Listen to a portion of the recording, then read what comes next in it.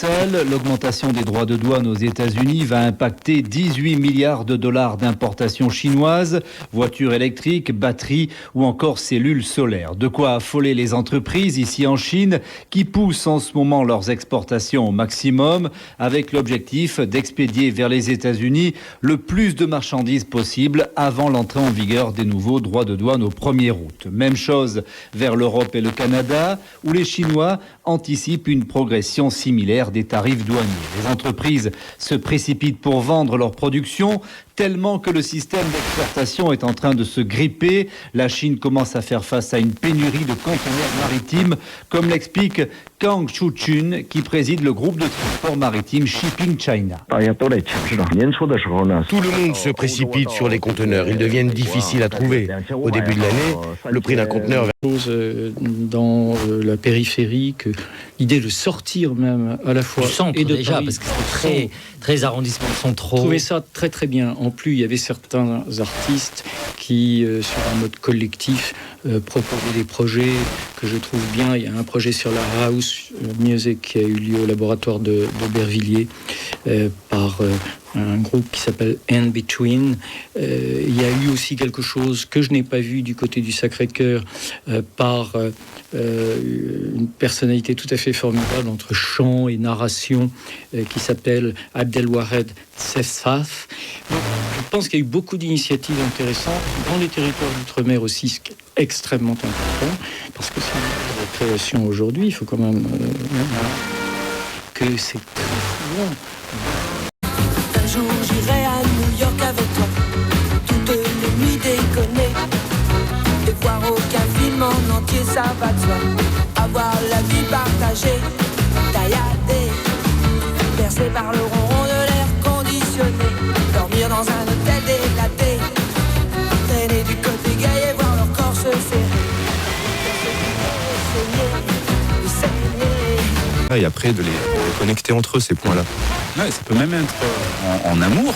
Ça a été le cas, parce que vous l'évoquez notamment sur votre réseau Instagram. 2023, il me semble que c'est 2023, vous avez trouvé l'amour 2020, ou cette année, je ne sais plus exactement la date, mais il y a eu un moment où vous dites, ouais, c'était pas le moment, et après on y va, en fait. Voilà, ouais, c'est cyclique, il y a eu plein de phases. Quand je suis parti, quand j'ai tout plaqué, j'ai pas fait relation avec quelqu'un, qui a fait ce même choix, peut-être probablement plus courageux encore, parce qu'elle était dans les milieux de la santé et elle a tout quitté pour se créer une activité en ligne, elle est partie voyager comme une nomade avec moi. Donc j'avais déjà un petit peu dans 82, qui a traversé en ovni l'espace synthétique de la production musicale de cette époque. l'amour qui tenait Louis, mon Dieu qui le tenait. Ce collecteur commence chez Franck Thomas, célèbre parolier qui a écrit pour Eddie Mitchell, Jonas, Dassin, Polnareff et française. Nous sommes en 1978. Franck Thomas regarde à la télévision les commémorations du 60e anniversaire de la fin de la guerre. Fils de résistant, il connaît les souffrances causées par la guerre. C'est l'émouvant témoignage d'un des derniers poilus qui lui inspire l'histoire de Louise, une servante dans un village de province, amoureuse qui ne reviendra jamais du front. Collector. Ils sont partis, vaille que vaille. Donc finalement, vous quittez la France au moment où la France vous rejoint, puisque aujourd'hui, Prisa est actionnaire d'El País. Donc voilà, ceci explique peut-être cela. Je pense que c'est un... Oui, mais vous les montez à 30. Oui, Ils sont encore montés à 30. Quant à Stéphane Le Foll, je vais poser la question pour savoir si c'était vrai, puisqu'on interroge toujours les gens pour ne pas diffuser des rumeurs. Il a pour l'instant totalement démenti, en même temps peut-être menti, mais en tout cas pas confirmé, ni d'ailleurs infirmé. «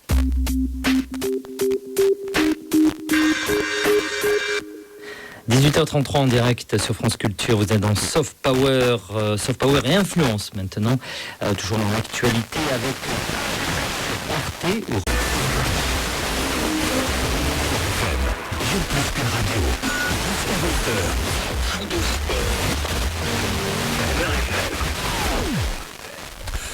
sujet numéro 2, la Ligue de France. Mon cher Nasser, voilà qu'aujourd'hui, moi je savais depuis plusieurs années que l'Europe découvre un garçon, il s'appelle Ayoub Kabi, avant-centre de l'Olympiakos Le Pirée, qui gagne d'ailleurs son premier titre européen. Oui, la France aurait aimé avoir un titre, mais où est-elle finalement? Olympiakos, grâce à Ayoub El Kaabi, à la 118e minute de jeu, cette fameuse tête comme ça, rasante et plongeante en même temps. 11.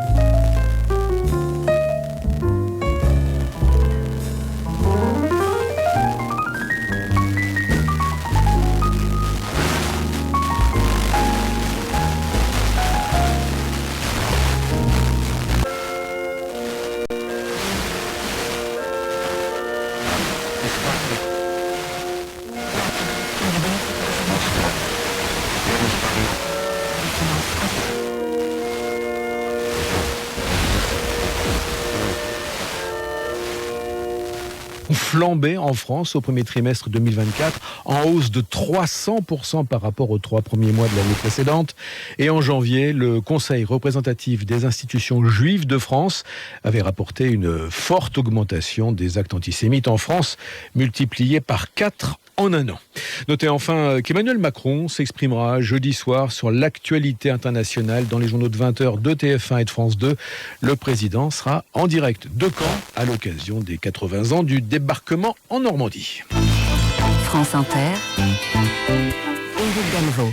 Il est le favori des sondages pour les européennes. Jordan Bardella, tête de liste RN, donnait cet après-midi son ultime meeting à une semaine du scrutin devant plus de 5000 sympathisants, porte de Versailles à Paris. Il a appelé ses partisans à l'union, à la mobilisation. Un compte rendu sur place, Éric Forêt. Ils ont pris avec joie le t-shirt Vivement le 9 juin offert à l'entrée. Puce est montré maintenant sur 981 écrans en France, c'est un autre record, avec presque 4 fois plus d'entrées que le blockbuster américain du moment, à savoir Furiosa. 358 000 entrées en première semaine France. Enfin, Marcelo Mio, que j'ai vu, dont on a parlé la semaine dernière, a réuni presque 87 000 personnes en première semaine. Disons qu'il est, par rapport aux deux autres, en très petite forme, Emmanuel Paquette. Oui, alors effectivement, un petit truc en plus, le plus grand succès depuis le Covid, depuis la crise Covid pour une production française. Et comme vous le disiez, c'est d'autant plus que d'une part, ça traite du handicap, donc un sujet qui fait plutôt fuir les investisseurs et les financeurs du monde du 7e art en France.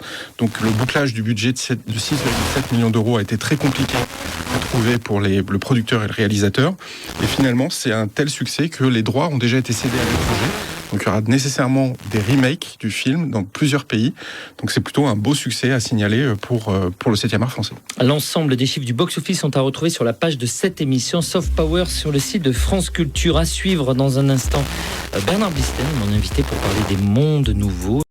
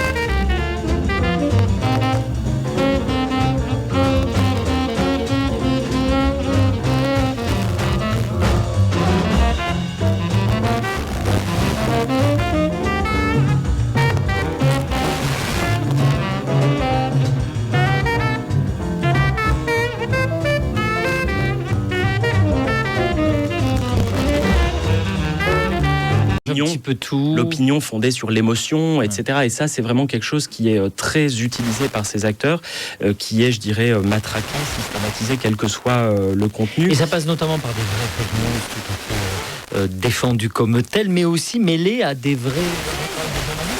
On se souvient que Frédéric Tadei, Jean Lucas, pourtant ancien président de Radio France, ancien directeur de France Inter, était dans ses équipes de RT. Donc on mêle le vrai du faux et tout ça dans le chaos et je le disais dans l'anarchisme. Oui, et puis l'idée c'est de semer aussi ce qu'on je rappelle que Frédéric Tadei est parti et Jean Lucas aussi, mais malgré tout ils avaient été recrutés à cette époque. Voilà, ça faisait partie aussi d'une autre pratique qui consiste à recruter des personnalités qui sont connues en fait du grand public, ce qui permet. Mais en même temps un peu marginalisé dans les deux cas, qui cherchaient un travail finalement. Voilà, et puis qui sont aussi des gens qui sont connus pour avoir une certaine appétence pour le pluralisme, ce qui est aussi de la part... Et qu'on achetait aussi sans jeu de mots, mais avec un salaire, tout oui, simplement. Oui, bien sûr. Ah oui, il y avait des enjeux financiers très importants. Emmanuel Paquette. Oui, vous parliez tout à l'heure des États-Unis. Donc effectivement, Intelligence Online a découvert que le studio Gebi, donc qui est un studio américain, avait relayé en fait aux États-Unis via la chaîne Sputnik des articles, notamment un article qui s'appelait Se débarrasser des charmes, la France lutte pour conserver ses colonies. A house that rings with play and laughter, and the ones you love inside. Some like the high road, I like the low road, free from the care and strife. It's corny and seedy, but yes, and give me the simple life.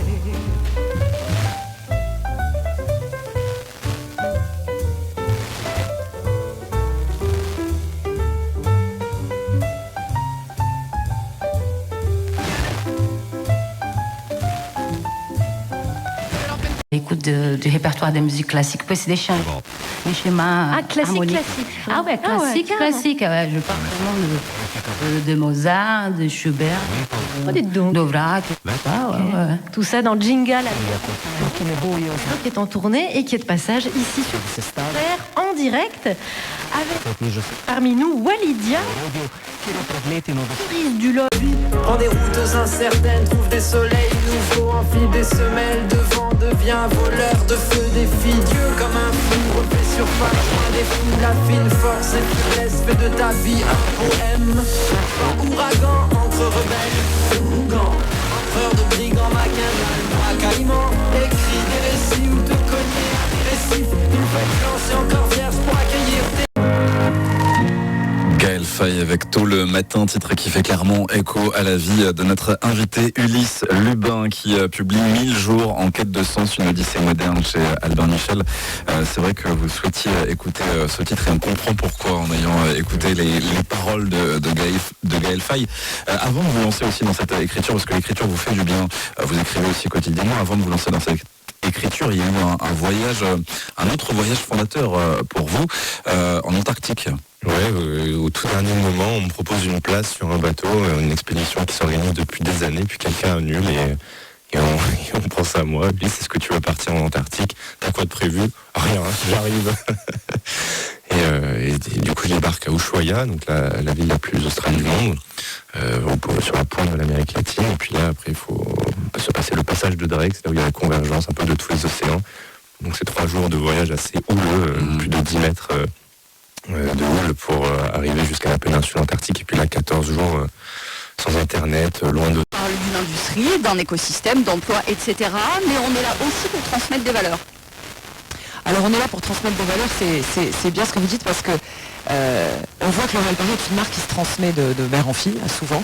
Et quand on que tu me vois bien, dire à sa fille qu'elle me voit bien, on transmet des valeurs d'excellence. C'est la qualité de produit, les formules,